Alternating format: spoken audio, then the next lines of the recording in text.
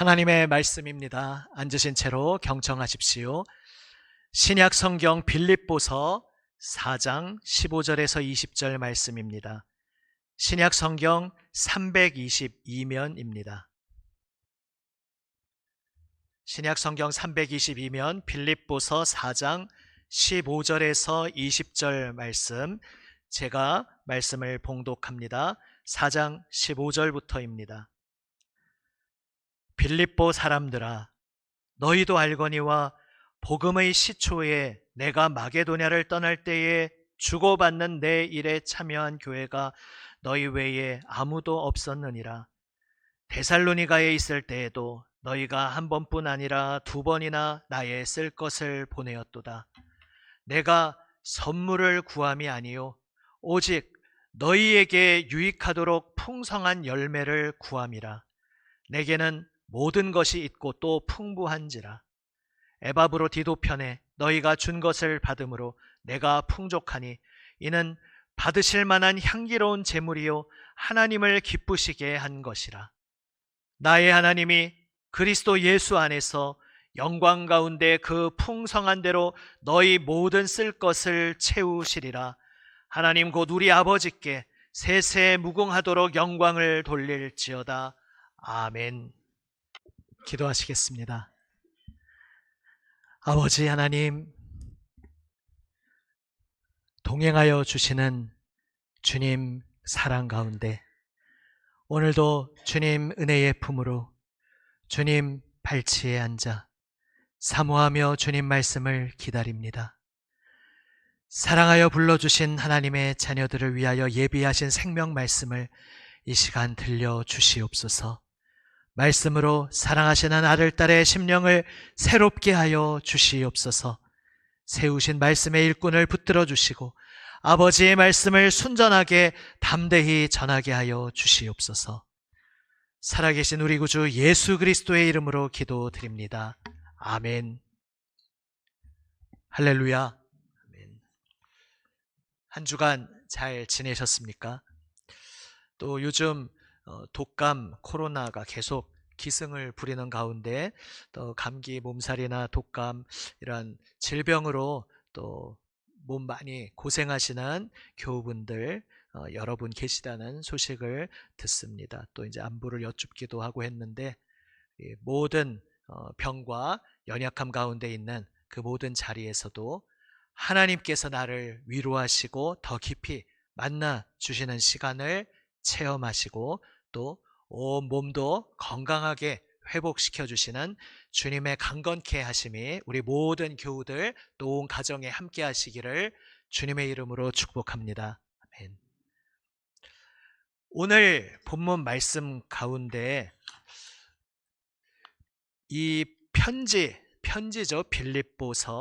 빌립보 교회에 쓴 이 편지를 사도 바울이 어디에서 쓰고 있겠습니까? 편안한 집이 아니었습니다. 자유가 제한된 자리, 갇힌 곳에서 편지를 쓰고 있습니다. 몸이 갇혀 있고 그 운신이 자유롭지 않지만 그러나 그의 영은, 그의 마음은 주님 안에서 자유롭고 성도들을 향한 사랑으로 가득 차 있음을 오늘 본문에서 발견하게 됩니다. 바울은 빌립보 교인들에게 그들과 함께 그동안 걸어왔던 시간을 추억하며 이야기합니다. 너희도 알거니와 말하면서 사도 바울이 우리가 사도행전에서 보셔서 아시듯이 전도여행 제2차 전도여행을 시작했을 때 오늘날 튀르키예 지역, 그 소아시아 지역에 1차 전도여행 때 다 가지 못했던 곳들을 마저 방문하려고 계획하고 있었지만 이상하게 자꾸 주님께서 막으시는 것을 경험하게 됩니다. 그래서 어디로 가야 하는가 그렇게 고심하며 기도하고 있을 때 환상을 통해 마게도냐로 건너오라 말씀하시는 것을 보게 되고 이것이 주님의 부르심이구나 확신하며 이제 소아시아 지역에서 마게도냐 지역, 그러니까 오늘날 우리가 구분하는 것으로 말하자면 아시아 지역에서 유럽 지역으로 넘어가는 극적인 전환의 발걸음을 내딛게 됩니다. 그 마게도니아 지역, 오늘날로 말하면 그리스 반도의 북부 지역이죠.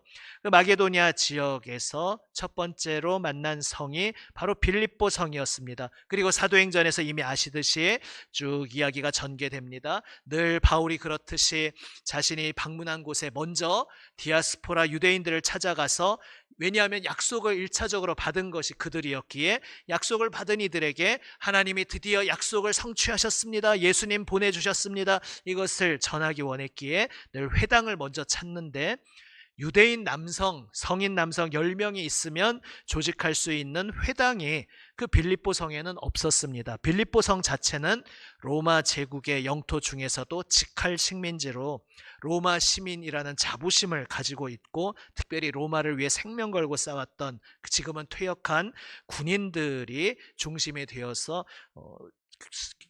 결성되어 있던 도시였습니다. 그래서 로마 제국의 신민이라는 자부심은 있고 성은 거대하고 발전해 있었지만 유대인들의 영향력은 다른 곳에 비해서 크지 않았던 것 같습니다. 회당이 없으면 기도처라도 찾아야죠. 10명은 안 되지만 그래도 유대인들이 모여서 기도하는 곳이 있는가 찾아보다가 기대하지 않았던 뜻밖의 모습으로 만나게 됩니다. 여인들이 중심이 되어서 강가에서 여호와 하나님을 찾으며 기도하고 있는 모임을 발견하게 됩니다. 그래서 그곳에서 두아디라 지역에서 이미 자주 옷감 장사를 크게 하며 어떤 사업의 일가를 이룬 여인을 만나게 되고, 그 여인이 그 모임에, 이미 기도 모임의 중심 인물이었던 것 같습니다. 그 여인의 강권함 속에 그곳을 빌립보의 거점으로 삼고 그 집을 중심으로 빌립보 교회가 모이고 계속해서 예수님을 믿는 성도들이 함께 말씀을 배우는 일이 일어납니다. 그런데 이제 귀신 들려있던 여종을 예수님의 이름으로 고쳐주었다가 그것 때문에 이익을 보던 이들의 미움을 사고 채찍질 당하고 감옥에 갇히는 뜻밖의 일들이 일어나죠. 그런데 그 감옥 문을 여시고, 그리하여 그것이 계기가 되어서 간수와 온 일가가 또 세례받고 예수님을 믿는, 그리고 그 후에 감옥에서 나와서 다시 남쪽으로 새로운 곳으로 발걸음하게 되는 그러한 극적인 이야기들로 가득한 곳이 빌립보였습니다. 바로 그러한 배경 이야기를 우리가 떠올리실 수 있다면 바로 오늘 본문 말씀이 어떤 의미인지 더 입체적으로 실감나게 보실 수 있는 것이죠. 2차 전도 여행에서 이리저리 길이 막히다가 제대로 처음 복음 전했던 빌립보, 그러니까 지금 2차 전도 여행에서 빌립보 교회 외에는 아직 바울과 접촉이 있는 곳이 없었습니다. 그러니까 당연히 다른 곳에서 누가 후원을 한다든지 이러한 일이 아직 없었죠.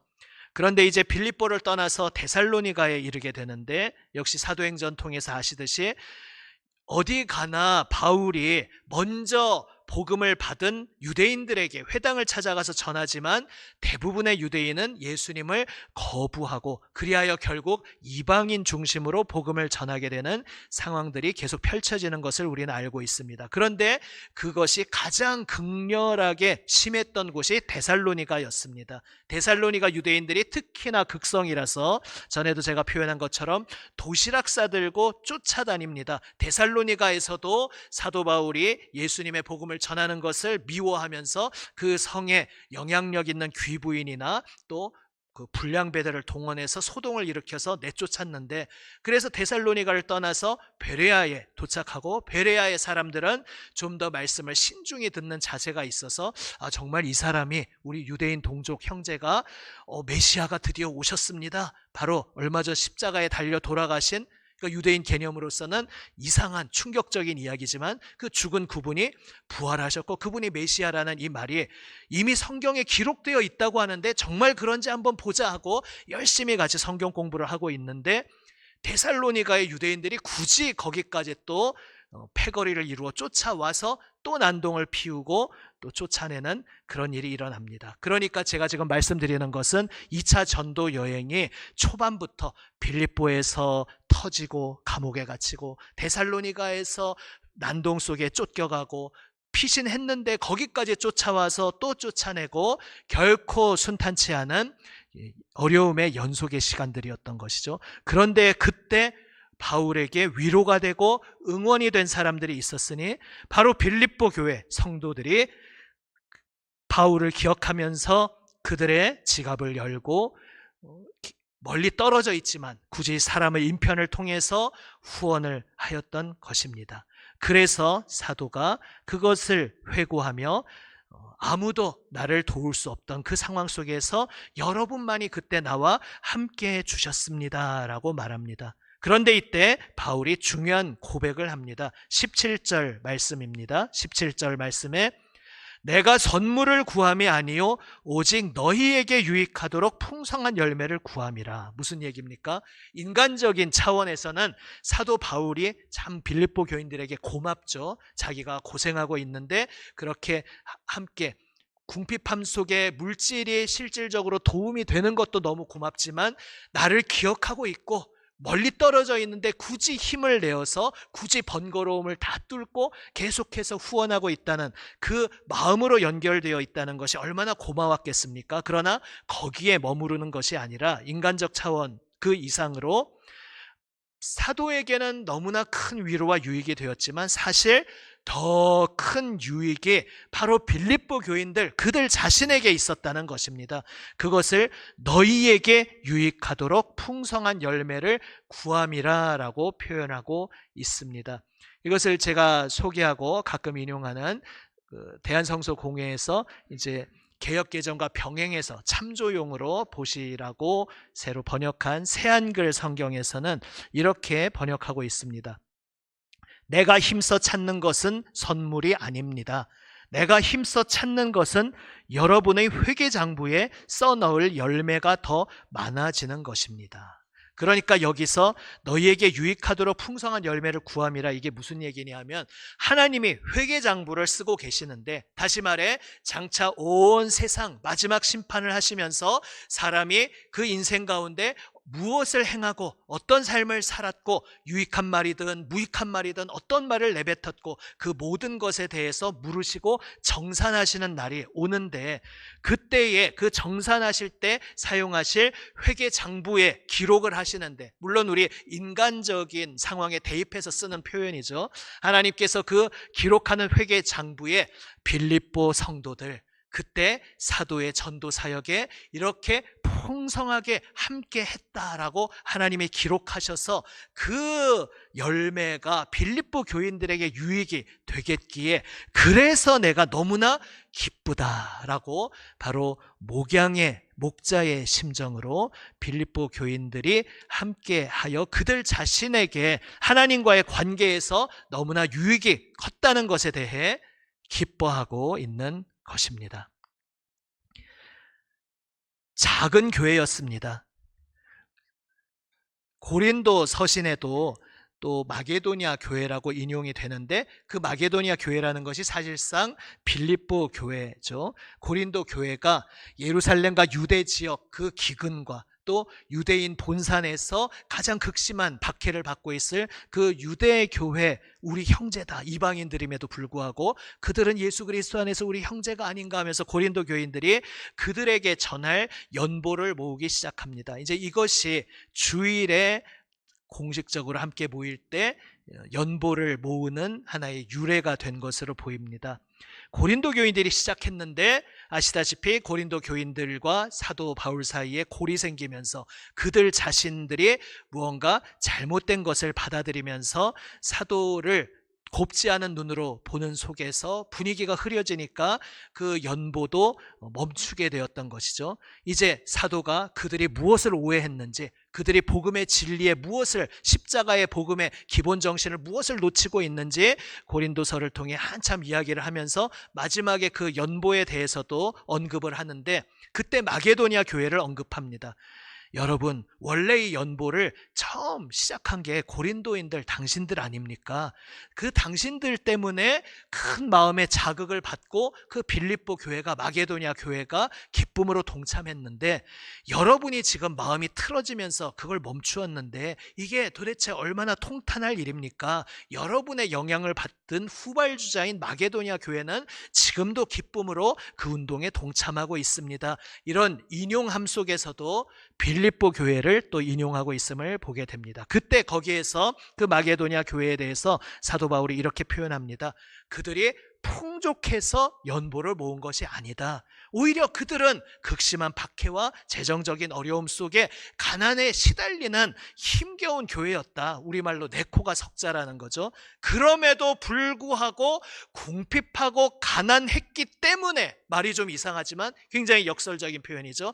가난하고 궁핍했기 때문에 더욱더 넘치는 은혜로 그들이 유대와 예루살렘 교회를 위한 연보에 더 적극적으로 풍성하게 동참했다. 마게도냐 교회가 그러했다라는 것을 우리는 고린도 서신에서 또 보게 됩니다. 지금 빌립보 교회가 어떤 모습이었는지 종합적으로 함께 보고 있는 것입니다.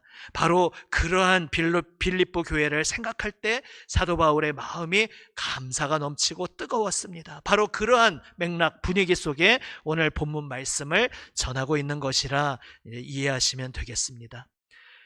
너희의 회개장부에 기록된 열매가 풍성하기에 나는 그것 때문에 너무 기쁘다 말하는 것. 다시 말해, 어렵지만, 나도 힘겹지만, 허덕거리지만 그 속에서 또 다른 이웃을, 가족을 생각하며 나눈 그들의 그 나눔은 그저 사람과의 관계 속에서의 친절에 끝나는 것이 아니라 하나님께서 기억하시는, 하나님의 가슴에 새겨진 풍성한 열매가 되었다는 말씀입니다. 오늘 우리의 삶을 돌아봅니다. 보통 이 시대를 살아가고 있는 일반적인 사람들에게 풍성함이라는 단어를 말하면 어떤 것들을 떠올리겠습니까?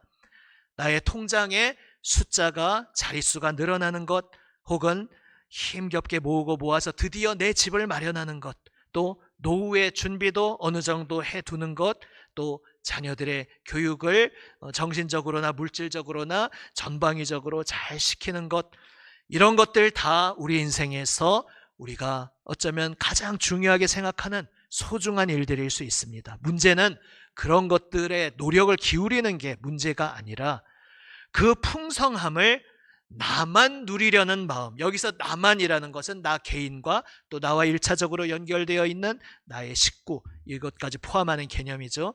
나만 누리려는 마음이 너무나 쉽게 생긴다는 데에 문제가 있습니다. 내가 내 힘으로 벌었는데 왜 나눠야 하지? 나도 빠듯한데 남 생각할 여유가 어디 있나? 나부터 살아야지.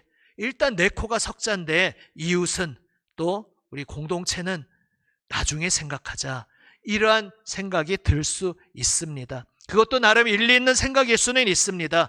오히려 아무 대책 없이 그냥 막 선심을 쓰는 것이 꼭 좋다고 할 수는 없죠. 그러나 문제는 이쪽이든 저쪽이든 한쪽 극단에만 치우칠 때에 인생의 다른 풍성한 면을 우리가 간과하고 놓친다는 데 있습니다. 힘겨운 가운데 규모 있게 허리띠를 졸라매는 것 당연히 필요할 수 있습니다. 그런데 그것 쪽으로만 치우치게 될 때에 나눔의 기쁨보다 모든 일에 있어서 계산기를 두드리는 것이 내 마음에 가장 앞서게 될 수 있습니다. 그래서 한 사람 한 사람을 만날 때도 그 사람을 사람 자체로, 그 사람과의 관계 자체에 마음을 열고 집중하기보다 비용부터 계산하게 될 수 있습니다. 여기서 비용이라고 하면 이 사람과의 만남을 통해 내가 꼭 뭐 물질적으로, 금전적으로 이득이 생길까, 이것만 말하는 것이 아니라 정신적인 이득, 시간적인 이득도 다 포함하는 것이 될 수 있습니다. 이 사람과의 만남이 내 인생에 결국 정신적으로 좋은 영향이 있을까? 아니면 좋은 영향 없이 비생산적일까? 이렇게 결국은 유익이 되냐 안 되냐를 기준으로 생각할 때에 그러한 자세도 어떤 면에서, 어떤 영역에서는 당연히 필요할 수 있지만 모든 영역에서 그러한 쪽으로만 내가 잠식당하게 될 때에 인생의 또 다른 굉장히 중요한 부분을 놓친다는 것입니다. 교회 공동체 안에서도 자칫 그렇게 흘러갈 때에 함께라는 말보다 각자라는 말이 더 익숙해집니다. 그래서 어쩌면 오늘 이 시대를 살고 있는 사람들은 뭐 꼭 기독교인을 말하는 것이 아니고요, 우리 교인을 꼭 말하는 것이 아니고요, 일반적으로 마게도냐, 빌립보 교회 같은 이야기를 들을 때, 야, 자기도 없고 내 코가 석사인데 나도 허리띠 졸라매고 있는데 어떻게 사도의 전도 여행에 그 없는 것을 십시일반 모아서 함께할 생각을 했을까? 또 얼굴도 한번 본 적 없는, 심지어 유대인이고, 들어보니까 유대인, 본산의 유대인들은 이방인들을 그렇게 멸시한다고 하는데, 그러나 그 유대인 중에 예수 믿게 된 우리의 형제 자매, 그들이 기근과 박해 속에 우리보다 더 고통받고 있다고 하는데 우리도 없지만 허리띠 졸라매서 그들을 돕자, 이렇게 되었다는 이야기를 들을 때, 야, 정말 위대하다, 놀랍다, 이렇게 감동을 받기보다 뭐 굳이 꼭 그렇게까지 할 것 있는가? 어쩌면 그런 생각을 먼저 떠올릴 수 있는 것이 요즘의 이 시대의 정신일 수도 있습니다. 점점 나 혼자서도 살아남기 바쁜 세상이 되어가고 있습니다. 그런 가운데 밥상도 혼자, 고민도 혼자, 기쁨도 혼자, 또 금전적인 이득도 혼자, 모든 것이 나 혼자의 영역에서 이루어지는 일들이 점점 많아지고 있을 수 있습니다.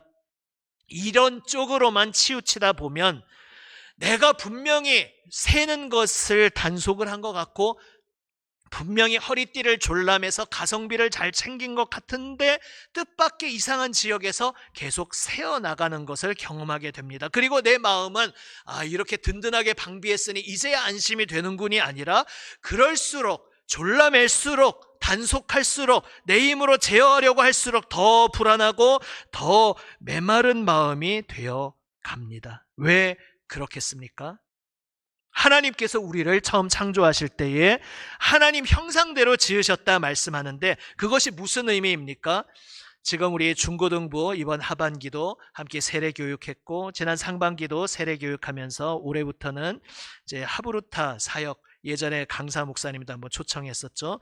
그 교회에서 사용하는 복음의 기초 교육의 교재, 그중에 이제 어린이용 이러한 것들을 함께 활용하고 있는데, 거기에서 창조의 첫 장면을 아주 단순 명료하게 정리하는 것에 깊은 인상을 받았습니다. 하나님의 형상대로 지음받았다는 것이 무슨 뜻일까요? 라고 질문하면서, 하나님의 형상대로 지음받았다는 것은 당연히 신학적으로 철학적으로 너무나도 풍성한 많은 답을 할 수 있지만, 아주 단순 명료하게 하나님의 형상대로 지음받았다는 것은 하나님의 사랑 안에서 사랑하며 살 수 있도록 지음받았다는 뜻입니다. 하나님의 형상대로 지음받았다는 것은 뭐라고요?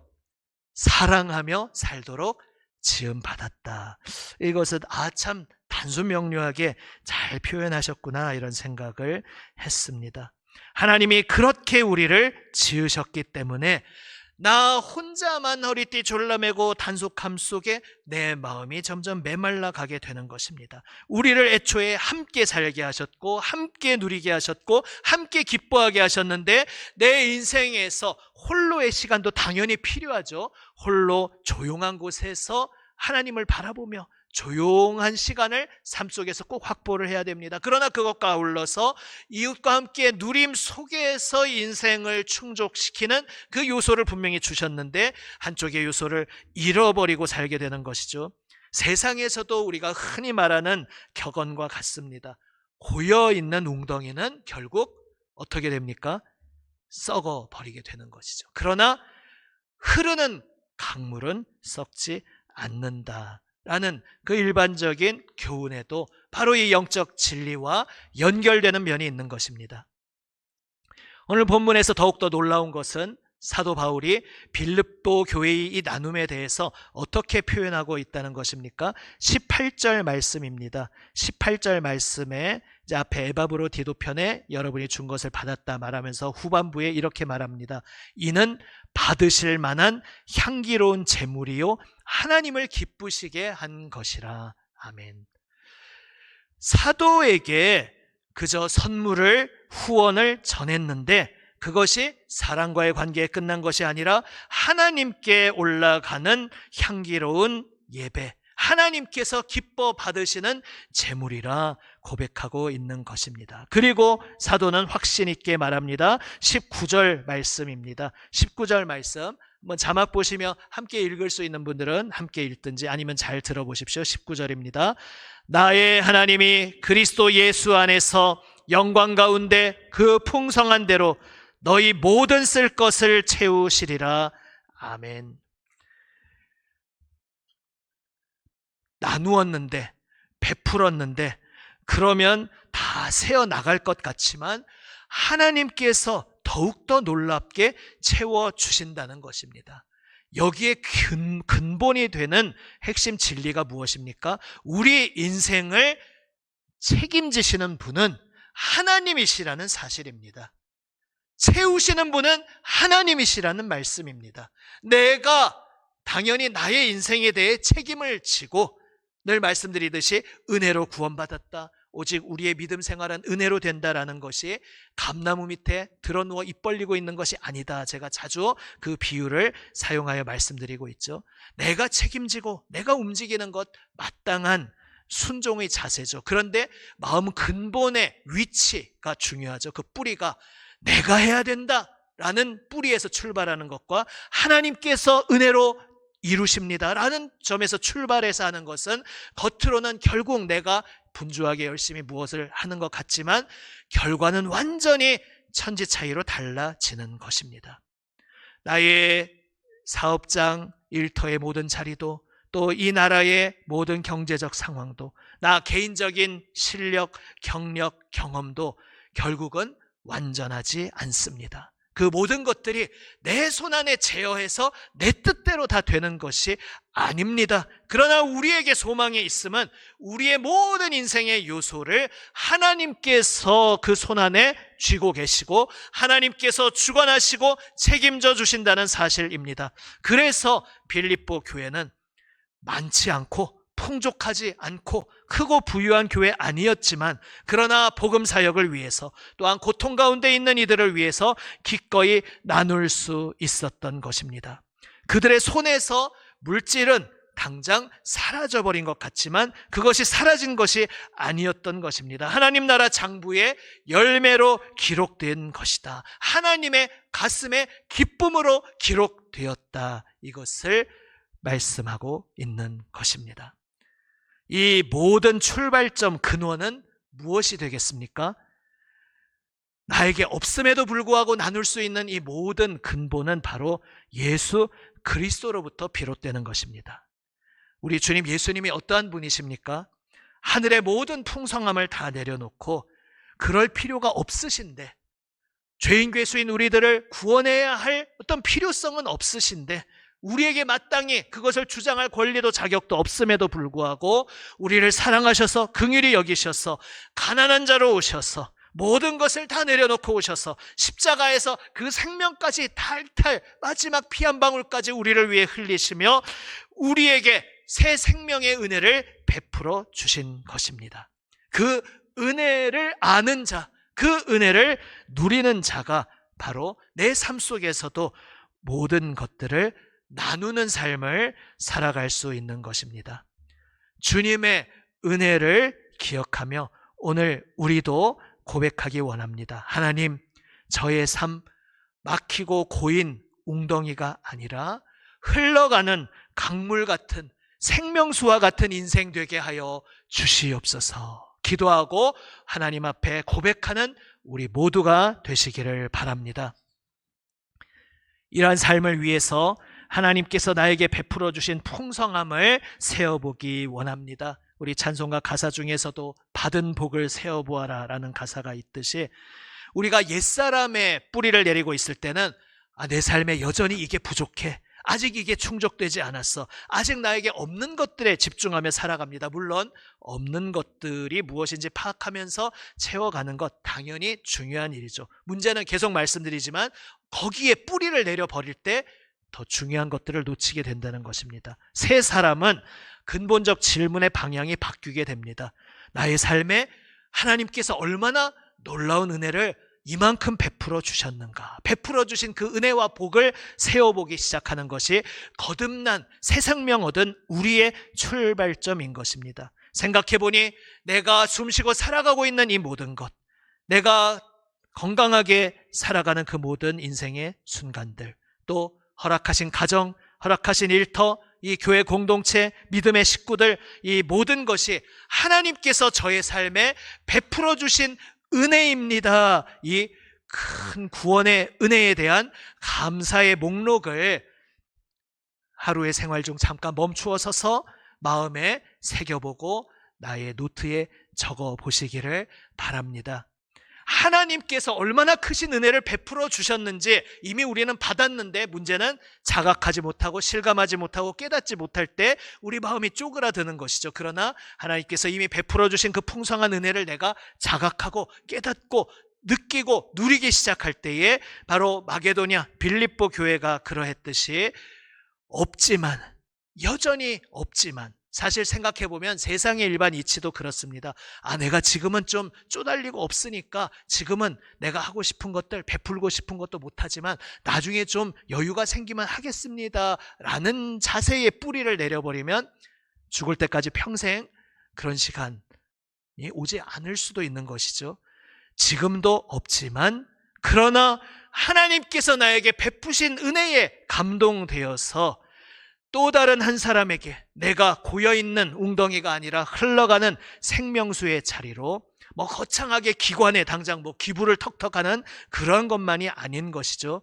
나의 식사 자리에 누군가를 한 번 더 초대하는 것, 무언가 어려움에 있는 이에게 조용히 도움의 손길을 전하는 것, 또한 선교의 사역, 구제의 사역, 다음 세대를 위해 헌금하는 것, 나의 재능과 시간을 교회를 위해, 이웃을 위해 기꺼이 내어놓는 것, 이 모든 것들이 계산에 내 뿌리를 내리지 않고 하나님이 베푸신 은혜에 내 마음의 뿌리를 내림으로써 기쁨과 감사로 나아가게 되는 우리의 작은 실천의 한 걸음이 되는 것이고, 그 모든 것들이 하나님의 그 마음속에 하나님 나라의 회개 장부에 기록되는 열매라는 것을 오늘 이 시간 다시 한번 기억하는 우리 모두가 되시기를 바랍니다.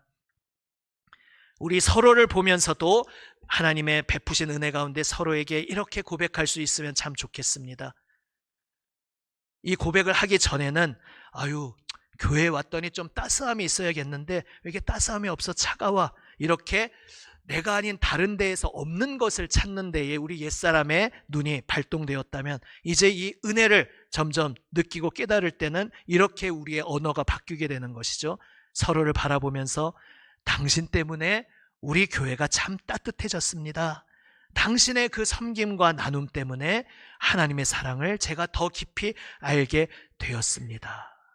바라기는 서로에게 이렇게 감사와 고마움의 고백을 서로 전하는, 그리고 더더욱 그것이 우리의 풍성한 기쁨의 열매로 맺으며 더욱더 나눔 속에 하나님께 영광 돌리는 삶을 살아가는 우리 모두가 되기를 원합니다.